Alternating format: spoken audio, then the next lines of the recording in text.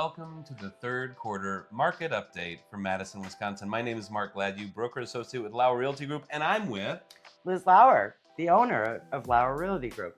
Hey, Liz, you know, it's always fun to be with you to make these market updates because tonight we're making something that we've never made before.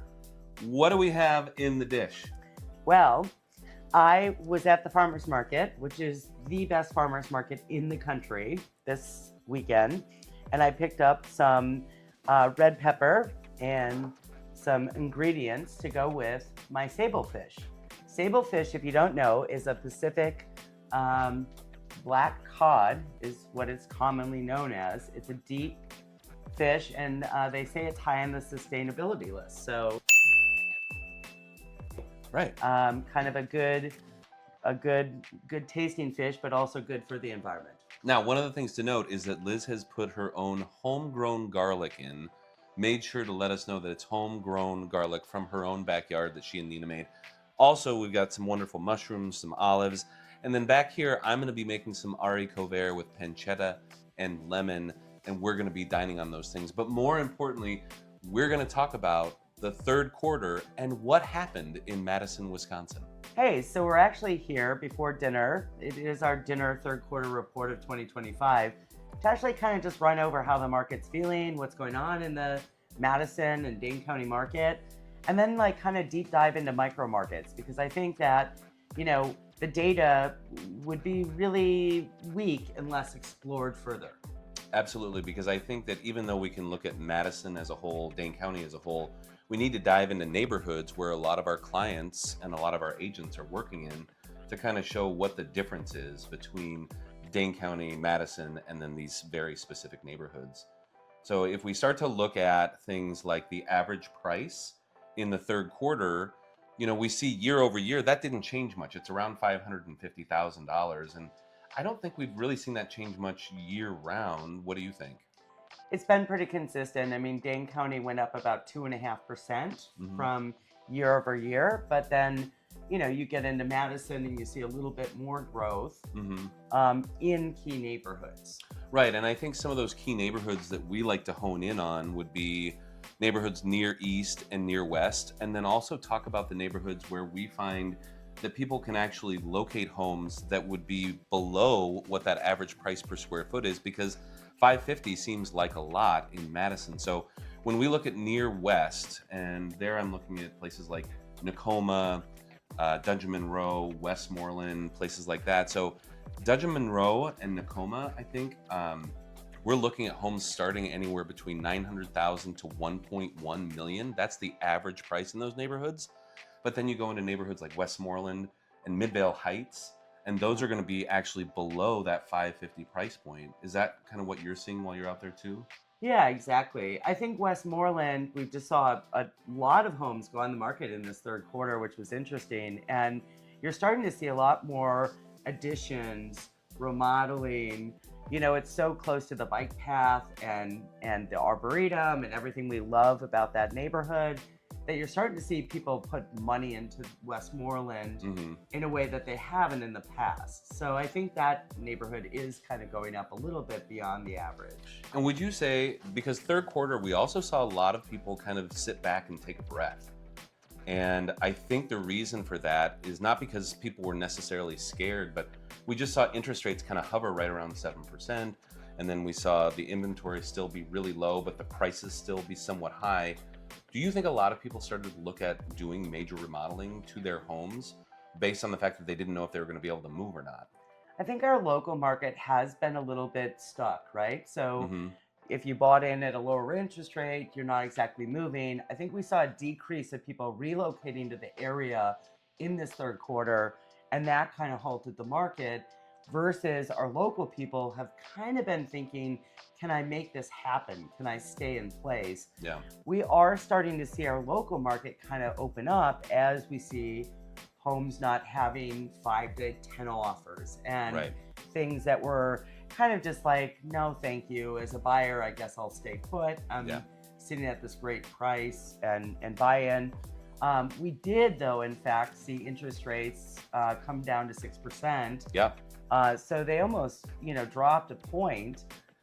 So we'll keep monitoring that. I mean, that's going to be a volatile situation as we deal with our economy and what we have to do with tariffs and all the things that are in front of us. Yeah, and I think if you're looking at 10-year treasury yields, mortgage-backed securities, things like that, that's where you're really finding whether or not the interest rates are going to drop, because the Federal Reserve might do their big interest rate drop, but a lot of times that doesn't affect the actual mortgage rates like you would think they were. So keep an eye on 10-year treasury yields and mortgage-backed securities when you're looking to see where interest rates are going.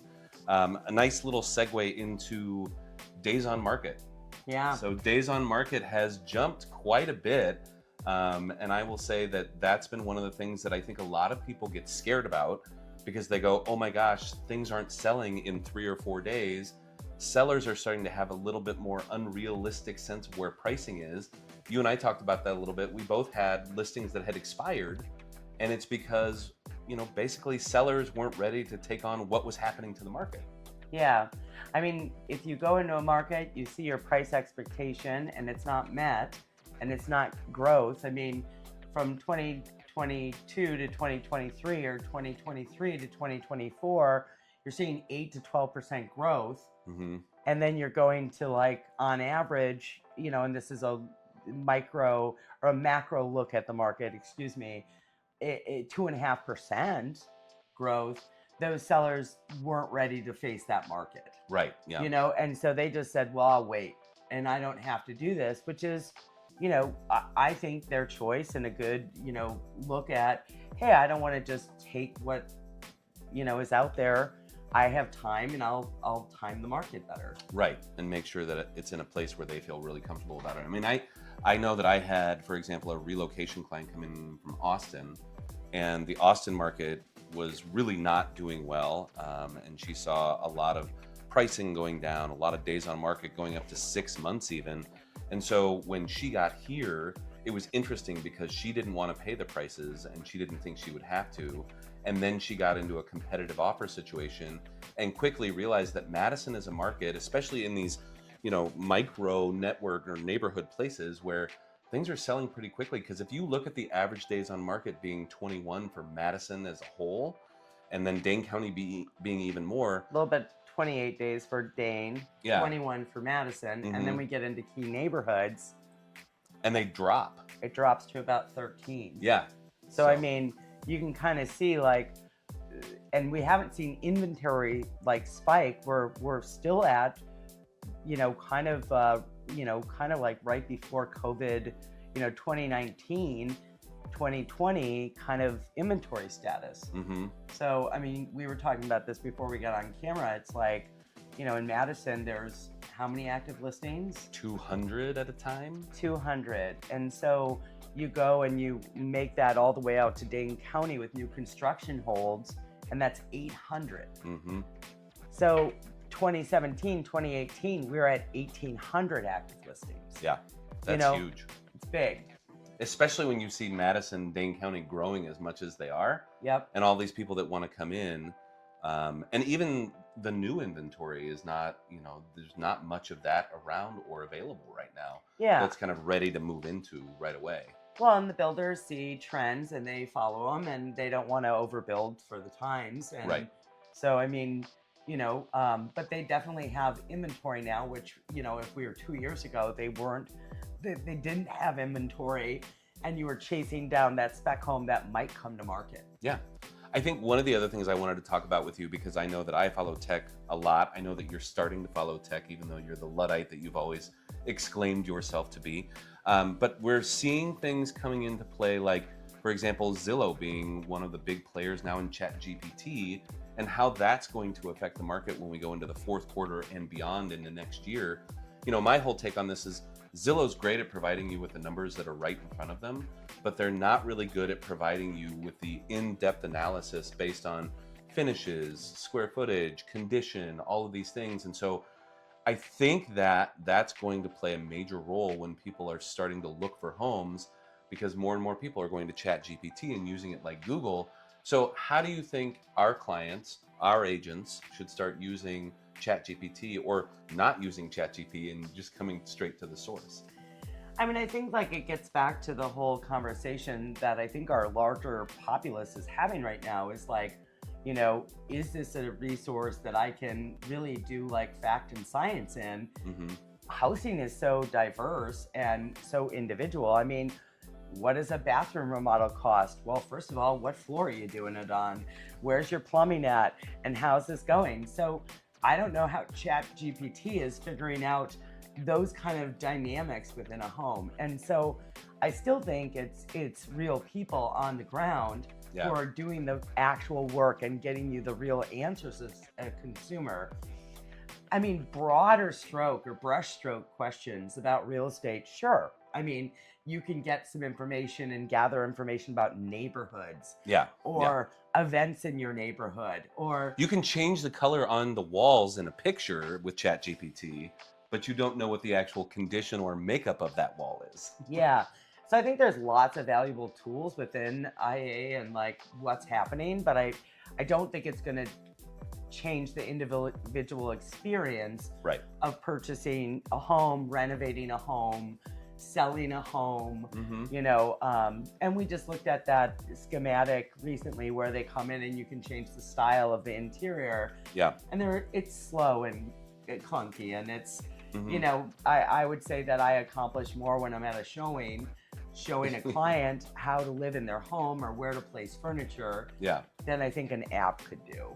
Right. And again, it's not to say that ChatGPT and AI aren't going to do things that could be helpful as far as gathering some information about neighborhoods or about paint colors, things like that. But when it comes down to the realistic nuts and bolts of real estate and getting in, being on the ground, I think that it's really a wise idea to contact your agent. What else do you see coming up in the fourth quarter and then into 2026 briefly, if you have any thoughts on that? Yeah, I mean, fourth quarters are always very much it's holidays, it's networking, it's retooling for home sellers. If you're looking to sell in spring, it's getting your homes ready before the weather hits. And then, kind of planning that timing based on, in Madison, it's going to be weather, right? We need a little bit of a relief from the Arctic, and we'll see what happens. But, I think that, I feel like spring will be pretty, I think there'll be a lot of action early on in the spring. I think it will go. I would not wait past like June if I'm looking to sell more moderate homes. I think family homes, those tend to go a little bit into summer because the families want to stay. But, I would get out there early because I think we're going to see that, our market will be more limited and we'll have, these falls that we're having that are a little bit more clunky. And I think it's a great time to start making that plan, like Liz said, to start your plan now, because if you were to find the house of your dreams online and you don't have that plan in place, we see a lot of people who all of a sudden run around like chickens with their heads cut off because they weren't quite ready. So if you're looking to make a move in the fourth quarter and or in 2026, now is a really good time. And we've already started scheduling appointments with people to talk about what that looks like. Any other final thoughts about the third quarter and, life in general?